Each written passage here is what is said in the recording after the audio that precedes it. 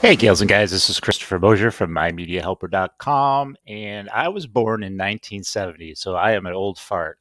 And I was also a 70s and an 80s kid. And there's just some shows and some movies that just I don't think could be made today. And what specifically came to mind is two shows, The Archie Bunker Show and The Jeffersons, just because they were so topical and they do deal with racism. I don't think they could be made today. I think we're in a feely, touchy society where everyone's offended by everything.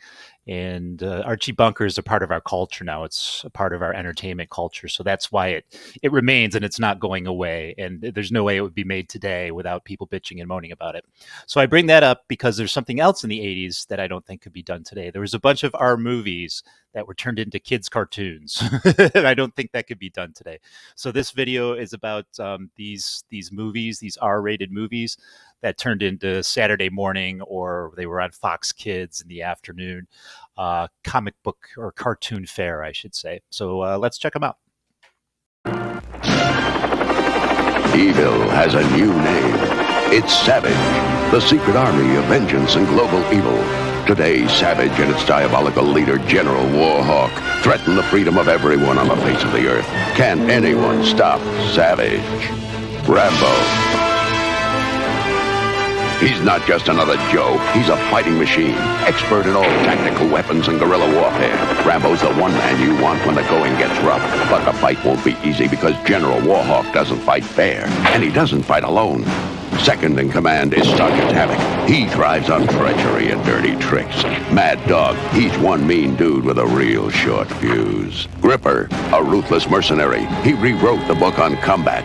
Nomad, a terrorist who's not above seizing hostages or planting a bomb. And the final member of S.A.V.A.G.E is the Black Dragon, a deadly ninja warrior. But if freedom and justice are to survive, the only hope is with Rambo and the Force of Freedom. Fighting alongside Rambo is Colonel Troutman, the toughest CO in the Special Forces. Turbo, an electronics whiz, whose inventions keep the Force of Freedom one step ahead of S.A.V.A.G.E. Cat, she's always ready to swing into action. And the White Dragon, who unlike his evil twin brother, uses his ninja powers only for good. The battle will be fierce. It'll be fought on the land and in the air. But with Rambo and the Force of Freedom, justice and liberty will never surrender, no matter what the odds. Rambo. Rambo, The Force of Freedom was an animated adaptation of the Rambo film franchise, which starred Sylvester Stallone as the iconic action hero John Rambo. The cartoon toned down the violence of the R-rated films, reimagining Rambo as a heroic soldier leading a team of specialists against an evil terrorist organization. Rambo, The Force of Freedom is a 1986 American animated series based on the character of John Rambo from David Morrell's book First Blood and the subsequent films First Blood 1982 and Rambo First Blood Part 2 1985. The series was adapted for television by story editor head writer Michael Chain and also spawned a toy line. The series ran for 65 episodes and was produced by Ruby Spears Enterprises. It debuted on April 14th of 1986 as a 5-part miniseries and was renewed in September as a daily cartoon. Many reviewers have noted that Rambo The Force of Freedom was obviously inspired by the success of G.I. Joe, the Real American Hero. Sergio Pereira of Comic Book Resources noted that similarities between S.A.V.A.G.E, S-A.V.A.G.E, and Cobra, and between Colonel Troutman and General Hawk. According to a 1987 interview with Doug Thompson of the Toy Manufacturers of America, the Coleco Company spent $15 million on the show. On Colonel Troutman's request, John Rambo leads a special unit called the Force of Freedom all over the globe with their goal against the paramilitary terrorist organization of S.A.V.A.G.E, which stands for Specialist Administrators of Vengeance, Anarchy, and Global Extortion, led by the nefarious General Warhawk. The show was created to market Rambo-themed toys and merchandise, but it only lasted one season despite having 65 episodes. It was one of several violent action movies adapted into kid-friendly cartoons in the 80s, because the 80s were weird. RoboCop, Part man, part robot, all cop. The ultimate in law enforcement. RoboCop and the Ultra Police. The only cops with rapid repeat cap firing. He's unstoppable. Battling the worst criminals. Headhunter and Nitro. The Ultra Police, protected by Robo Armor, bring RoboCop even more firepower. In the fight for justice, nothing can stop RoboCop. RoboCop and the Ultra Police, each sold separately with RoboCaps. RoboCop is a 1988 superhero animated series based on the 1987 movie of the same name. The series was produced by Marvel Productions in association with Orion Picture Corporation and was syndicated by New World Television as part of the Marvel Action Universe programming block. The show made a number of changes to the RoboCop universe to make it more appropriate for younger viewers, including replacing bullets with laser weapons and shifting the series to a more science fiction setting. In this series, RoboCop had a red light in the middle of his visor, which occasionally panned the whole visor. It is set in an alternate continuity where events similar to those shown in the movie happened, excluding Clarence Bodicker's death, who shows up in the last episode. Ownership of the series passed to Disney in 2001 when Disney acquired Fox Kids Worldwide, which also included Marvel Productions, while Amazon MGM Studios remains as the current rights holder of the RoboCop franchise. Based on the original movie, the series features cyborg cop Alex Murphy, who fights to save the city of Old Detroit from assorted rogue elements, and on occasion fighting to reclaim aspects of his humanity and maintain his usefulness in the eye of the old man, chairman of Omni Consumer Products. Many episodes see RoboCop's reputation put to the test or soured by interventions from Dr. McNamara,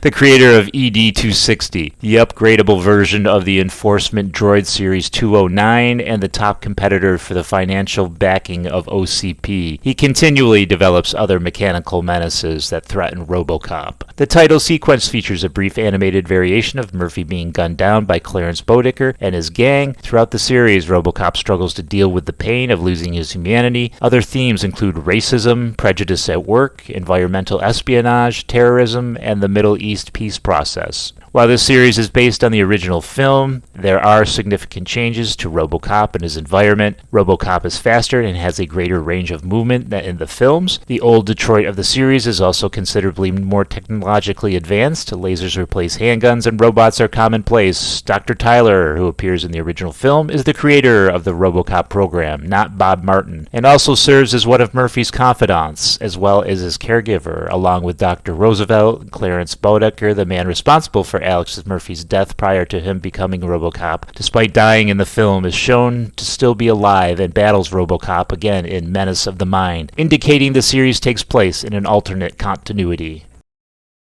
RoboCop!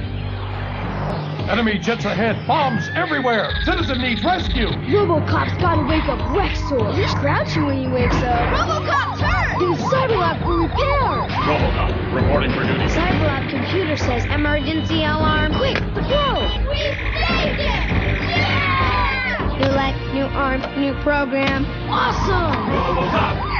RoboCop CyberLab comes with all this. Other figures and vehicles sold separately. Batteries not included. RoboCop Alpha Commando is an animated series based on the RoboCop film franchise. Unlike the gritty, violent, and adult-oriented films, the cartoon was specifically aimed at a younger audience and toned down to darker elements to focus more on the action, adventure, and crime fighting. Set in the near-future dystopia, RoboCop Alpha Commando follows RoboCop, Alex Murphy, who is now part of an elite team of high-tech soldiers known as the Alpha Commando Unit, led by Commander Lawton. RoboCop and his team are tasked with fighting crime and stopping dangerous criminals, often facing high-tech villains and rogue robots. This series introduces more action-oriented plots, often featuring RoboCop in large-scale battles or using advanced technology to outsmart the villains. RoboCop's quest to protect the city remains at the core of the show, but the focus is more on teamwork, justice, and futuristic crime-fighting tactics rather than the darker, more philosophical themes of the original movies. Unlike the dark dystopian nature of the original RoboCop films, the cartoon focused more on action-adventure with less emphasis on violence.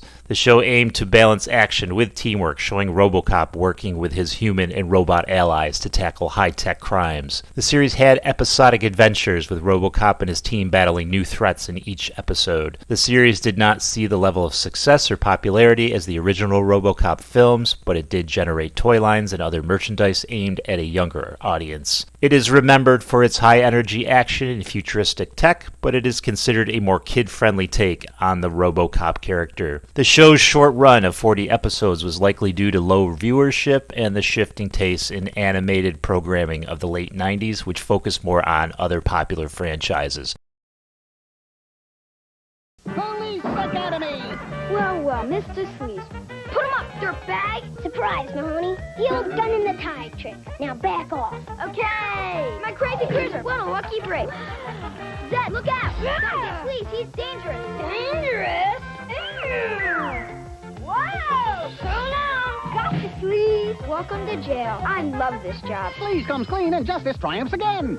Case closed. Police Academy, each sold separately. I feel a draft. Police Academy, the animated series, is a 1988 animated television series based on the Police Academy series of films. The show was produced by Ruby Spears Enterprises for Warner Brothers Television. It aired weekdays and lasted 2 seasons for a total of 65 episodes. Some episodes feature a crime boss named Kingpin. His keen intelligence, girth, and stature are very similar to the Marvel Comics character of the same name. Other new characters were added to the show as well. Among them were a group of talking police dogs called the Canine Corps. They were made up of Samson, the bulldog leader, Lobo, the noble yet clumsy husky, Bonehead, the dim-witted giant St. Bernard, Chili Pepper, the excitable Chihuahua, and Shitsy, the only female golden retriever with an identity crisis. Shitsy.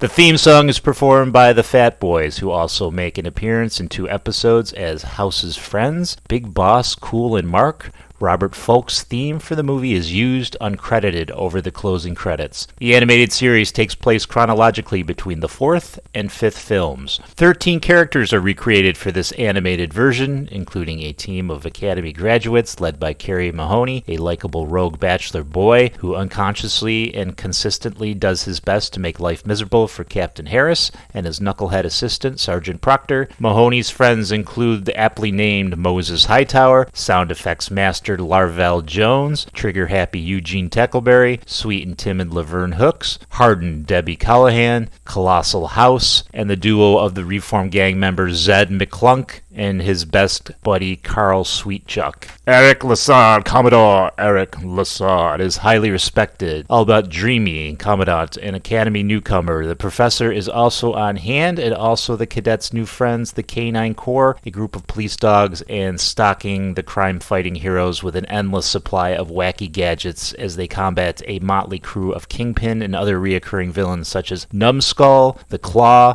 Mr. Sleaze, Lockjaw, and Amazana.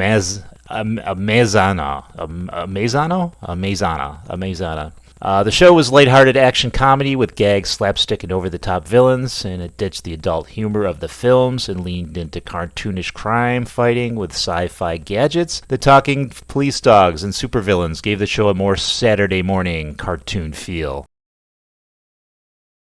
Highlander, the animated series, is an animated television series which premiered on September 18th of 1994. It is a loose spin-off and sequel of the 1986 film of the same name. The series was produced by Gaumont Television as its first animated production. The team would soon eventually evolve into Gaumont Multimedia and later Xylem, with the worldwide distribution rights owned by Bobot Entertainment, later BKN International. This is all very fascinating. The series is set in the far future of the 27th century. The last living descendants of the original Highlander fights against the evil dictator, Cortan. The show was set in the distant future where a catastrophe had wiped out most of civilization. The immortal Cortan has declared himself ruler of the world, while most of the other immortals have renounced the game and vowed to protect humanity instead of fighting each other. The series followed Quentin MacLeod, a young immortal chosen to defeat Cortan. Unlike in the films, immortals did not behead each other to gain power. Instead, Quentin could absorb knowledge and abilities from willing immortals without killing them. His mission was to seek out the remaining immortals, learn their wisdom, and gain the strength to defeat Cortan and free humanity. Despite being redesigned to attract a younger audience, the show was surprisingly mature and violent. It was not uncommon for minor characters to die, and while Quentin took other immortals' power and knowledge without also taking their lives, Cortan still did it the old way by beheading them. In addition, though, essentially a good versus evil scenario, most of the characters on both sides were more than just black and white heroes and villains. Many of Cortan's henchmen are shown to have good characteristics and feelings, and even on occasion, Quentin will be tempted by greed and be selfish, especially when offered the chances of immense power. The show had a dark, serious tone despite being aimed at children. It combined sci-fi, fantasy, and adventure with ancient warriors in a futuristic wasteland. The animation style was typical of the 90s syndicated action cartoons with fluid motion and dynamic sword fights. The show lasted 40 episodes across 2 seasons, but it ended without a true resolution. Despite mixed reviews, it gained a cult following for its unique take on the Highlander universe.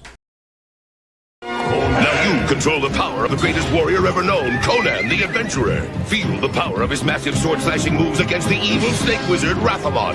Fight at Conan's side with his blood brother Zula, or the wizard warrior Grey Wolf. Can Conan defeat Rathamon and the sinister Skulker? It's up to you when you feel the power. Colossal battles, gigantic heroes, warrior, explorer, ninja, adventurer.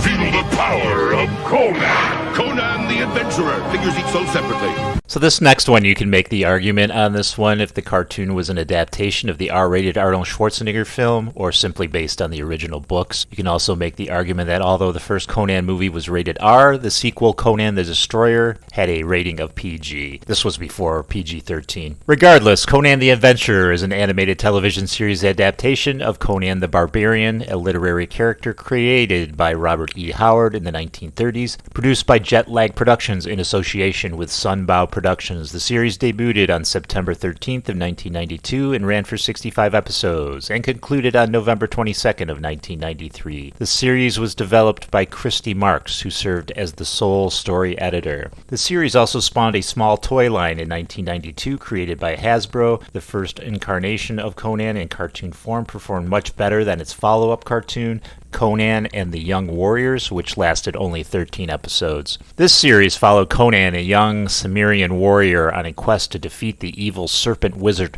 Wrath-Amon and free his parents, who were turned into stone by dark magic. Wrath-Amon, a servant of the dark god Set, sought to conquer the world by unleashing his snake demon master. Conan, wielding the mystical sword of Atlantean star metal, set out to stop Wrath-Amon's evil plans, rescue his parents, and restore justice. Throughout his journey, Conan gathered a team of allies facing ancient evils, monstrous creatures, and powerful warlords, all while uncovering the mysteries of his past. The show mixed high fantasy, sword and sorcery, and mythology, making it one of the darker 90s cartoons despite being aimed at kids. The animation was fluid and detailed, featuring large-scale battles, mystical locations, and intense sword fights. Unlike the Conan movies, there was no blood or realistic violence, and battles were often against monsters and magical beings instead of humans. So the show ended after 65 episodes, and a sequel series, as mentioned, Conan and the Young Warriors, was created, but as mentioned, only lasted 13 episodes, and that was created in 1994. Conan the Adventurer remains one of the most popular animated adaptations of Conan, gaining a cult following. Chuck Norris Karate Commandos. Bring it up, crack it down, fight forces of evil wherever they're found. Location Hong Kong Harbor. Assignment, locate smuggled warheads. Oh no, Ninja Warriors! Read 9 through 3, perfect strikes. Up next, Super Ninja. It was my karate against kids. And theirs. Up for us, Chemo and the Karate Vet. A flip, a chop, a shot. This ball game was over for now. Kenner's Chuck Norris Karate Commandos. Products sold separately. Although not based on a single movie, Chuck Norris was not exactly a draw for children in the 1980s. No kid was hammering to go see Missing in Action in their youth. The transition from adult action star to Saturday morning icon is bizarre, yet it happened. Karate Commandos is an American animated television series that originally aired in 1986 as a syndicated 5-episode miniseries. It was created by and starred Chuck Norris as himself and produced by Ruby Spears Enterprises. Reruns of the cartoon have occasionally aired on Boom Boomerang, and Adult Swim. The series followed Chuck Norris, the leader of an elite team of crime fighters called the Karate Commandos, as they battled against various villains and criminals, with a focus on martial arts, high-tech gadgets, and teamwork. Chuck, along with his team, was tasked with defeating a range of criminal masterminds and evil organizations. In the series, Chuck Norris was depicted as a wise and skilled martial artist, always able to use his karate techniques to defeat his enemies, often using his strength and strategy to overcome even the most challenging opponents. Each episode typically featured Chuck and his team fighting bad guys, solving mysteries, or thwarting evil plans with their combined efforts, often involving action-packed karate-based combat. The series follows the framing device of Mr. T, which was also a Ruby Spears production. At the beginning of each episode, a live-action segment with Norris, usually at a gym or a martial arts studio, is shown to explain what is going on. At the end of each episode, Norris narrates a moral lesson for the audience to learn. The series lasted only one season with 13 episodes, and despite the short run, Chuck Norris Karate Commandos became a cult classic for fans of the 1980s cartoons and Chuck Norris. I don't think it became a cult classic for Chuck Norris. That reads weird. I think Chuck Norris became a cult classic. I don't know. He is a cult classic. Anyways, next. Okay, you were warned to back off this Toxic Crusader stuff, and you didn't listen. I've also seen some of you picking up litter and recycling newspapers. What's next? Ride sharing? Be reasonable. If the atmosphere of the Earth improves too drastically, you'll lose the opportunity to meet a superior alien race. This Toxic Crusader thing can only end one way. Either you chill out or you check out.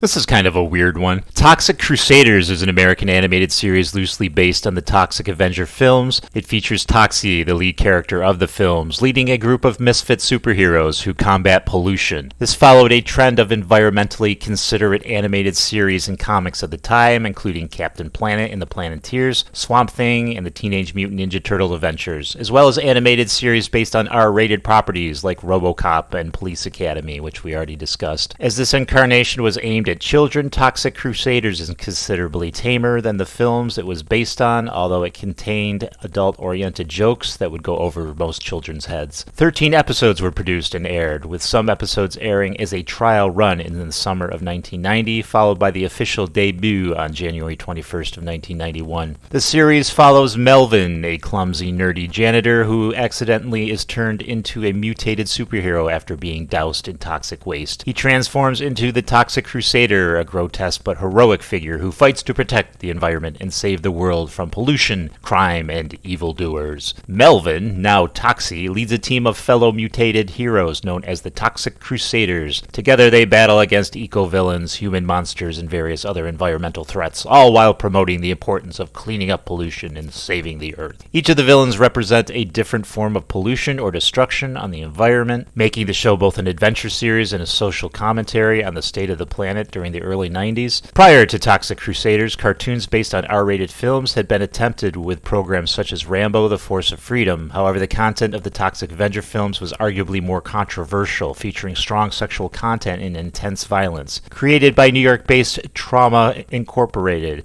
a company famous for low-budget films such as Chopper Chicks and Zombie Town, Class of Nukem High, and Sergeant Sergeant Pacupa Man, something like that. NYPD, the series was significantly different from its live-action source material. Only 13 syndicated episodes were produced, but like the feature films, the show became a cult classic, a cult favorite, spawning a string of merchandise. It seems like all these cartoons became cult favorites and cult classics. Toxic Crusader was canceled after 13 episodes, likely due to the limited appeal of a gross-out environmental-themed show aimed at children. The series was a marked departure from the adult themes of the original Toxic Avenger films, but it managed to carve out its own unique identity as a goofy environmental superhero show. Ready for a scare? You must meet Crypt Keeper! Greetings, Frank Fangs! Crypt Keeper, come back and meet my friends! Hello, boils and ghouls! Why don't you offer your fiends something cold and wet? Yes, I think that's exactly what our little fiends need! Crypt Keeper, you're the host with the most! The most rotting flesh, that is! 12-inch talking Crypt Keeper! From Ace. So this next one isn't based on a movie, but rather a very adult show that aired on HBO. Well, technically, there was a movie for Tales of the Crypt. It was called Demon Knight. Tales from the Crypt Keeper is an animated series based on the popular horror anthology comic series Tales from the Crypt, which itself was adapted into a live-action show, which just mentioned, Tales from the Crypt, in the early 90s. However, the animated version aimed to bring the same spooky, supernatural storytelling to a younger audience, toning down the dark and violent content of the original series, while maintaining the spirit of suspense and mystery. The series features Crypt Keeper, a ghoul-like character who serves as the host and storyteller of each episode, much like the original Tales from the Crypt series. However, in Tales from the Crypt Keeper's dark sense of humor and mischievous nature are presented in a lighter, kid-friendly manner, and he tells stories that have more of a moral or lesson at the end. Each episode typically presents a different horror-themed story, which involves supernatural occurrences, creatures, and strange happenings, though always with a fantastical or spooky element. The episodes are a mix of suspense, mystery, and light horror, with the Crypt Keeper acting as both the narrator and a guide through these eerie tales. The stories can range from creepy creatures in haunted houses to spooky encounters with the supernatural, but they are less graphic and more tame compared to the adult-oriented content of Tales from the Crypt. The tone of the show is more lighthearted and spooky compared to its live-action counterpart. It is much tamer and kid-friendly with themes of supernatural horror, but with a focus on suspense and mystery rather than graphic horror. While it still maintains the dark humor of the original series, the animation style is more cartoony and often exaggerated for comedic effect. The show emphasizes morals and life lessons, often wrapping up with a twist ending where characters learn the consequences of their actions, especially when they go against rules or show greed, jealousy, or cruelty. The visuals are darker than your typical children's animation, with eerie settings, spooky creatures, and a haunting atmosphere. Still, it avoids anything too grotesque or explicit. Just different times. The 80s, crazy times, weird times. People weren't canceling each other out. I'm not saying they were better times. They were just different times. I love it here right in 2025. I wouldn't go anyplace. I wouldn't go back to the 80s. But it just was a different mentality back then as far as entertainment was concerned. And nowadays, it's just everyone's touchy-feely and everyone gets their feelings hurt and everyone's offended by something. And it's ridiculous. And I know it has a lot to do. We know more information now. We have social media. We have more outlets for information. So we get this information more. We hear it more. So that you would in the 1980s. If you bitched and moaned, the person, on the other side of the country is not going to know that you're pissing and moaning. But nowadays, we know the whole world's pissing and moaning. We just go right on Facebook and we could read it. All right, gals and guys, I hope you like this edition of the R-rated, the movies to R-rated cartoons. And I have another one in the pipe that I'm working on right now. It's just regular old movies to cartoons, not R-rated at all. So that's going to come pretty soon. And I appreciate you as always. If you could please subscribe and share and like and hit the bell for updates, I most appreciate it. And I will catch you later.